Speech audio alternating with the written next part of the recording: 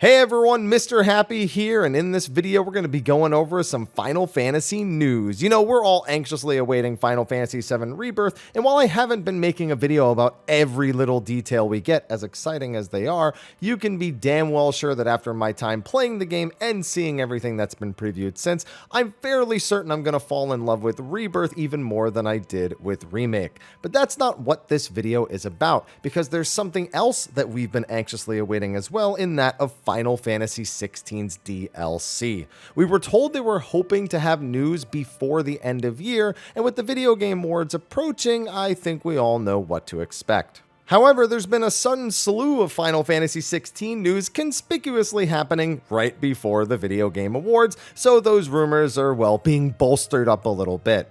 The first thing is a straight-up update that is coming to Final Fantasy XVI on December 8th, further adjusting the way the arcade mode handles its scoring. This is one of the major complaints that I had when the game initially released, especially that the Ultimaniac difficulty was basically all about sitting and spamming the weakest skill and making missions last as long as possible, upwards of 2 to 3 hours in order to get those top scores. They made adjustments a few months ago and I never went around to testing them, but this time they're making even further adjustments, so it might be time for me to kick on my PS5 and see what these adjustments actually look like for the long-term use of the arcade mode.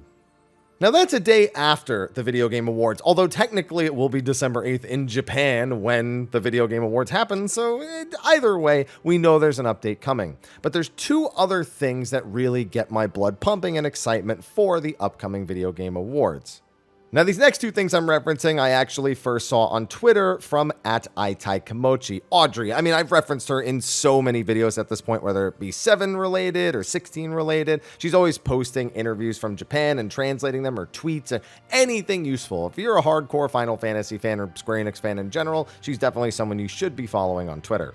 The first of these two things comes from the Japanese voice actor for Clive, who either had a major slip-up or this was very deliberate. @ITaiKamochi tweets, Uchida Yuya, the voice of Final Fantasy XVI Clive in Japanese, says he heard rumors that they were going to announce something about Final Fantasy XVI in December. He mentions he needs to progress through the game himself ASAP, LOL. Now, I agree with Audrey as she follows up, maybe TGAs? I mean, again, we were all thinking it, and while I think this is a slip-up, I'm not willing to bet that they're playing 4D chess with this tweet and that I heard a rumor. I mean, we've all heard the rumor that it's going to be there. I mean, we've all been suspecting. It's not even about the rumor. We've all been expecting it for the last several months when they said they wanted to say something before year's end, probably close to the end of it. So, I give the guy credit. There have been rumors around, but that's something that's not very usual for a voice actor to talk about, to address rumors and be like, yeah, I better get going, especially because he would probably know the truth.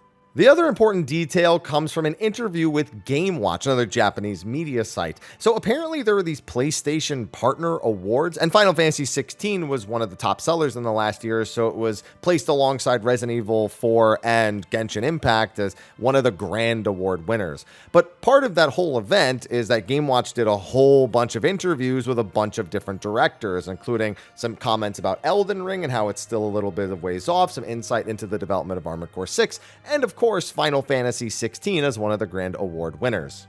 As such, the director just had a few small things to say about the 2 DLC episodes they have planned. As @ITaiKamochi tweets, Takai said the 2 DLC episodes will dive further into the world of Final Fantasy XVI, where you can experience the dark and mysterious parts of Clive's story. We've also added more formidable bosses and battle content that you can enjoy. We hope you look forward to it.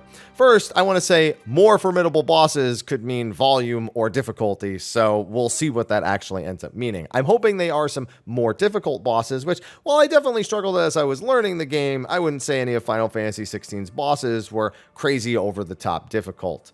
That being said, the 2 DLC episodes dealing with the dark and mysterious parts of Clive's story is oddly ambiguous. I didn't expect them to drop any major details about what it was about, but it's interesting to specifically be referencing Clive's story. Does that mean that Clive is still the centerpiece of these DLCs, or are they just talking about the parts that we learned and want to know more about? There are some pretty major elements that we really didn't get to dive too deeply into in the main story that many people were wondering why they went unresolved. So we're hoping that those are going to be the focus of the DLC, and I know there's one in particular that we are all expecting will be a part of the DLC.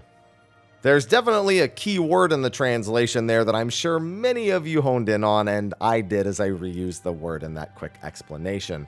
Either way, there are certain things I'd like to see more of, but I don't necessarily know that I want to play as Clive for all of those things. I would like to experience some of the stories that happened before the game's story actually happened, and explore elements that I didn't understand or that I just wanted to have more time with. I'm sure a lot of people feel the same way about certain characters that they wish they could have had more time with and learn more about firsthand. So I'm sure we're all just going to be speculating for the next week or so.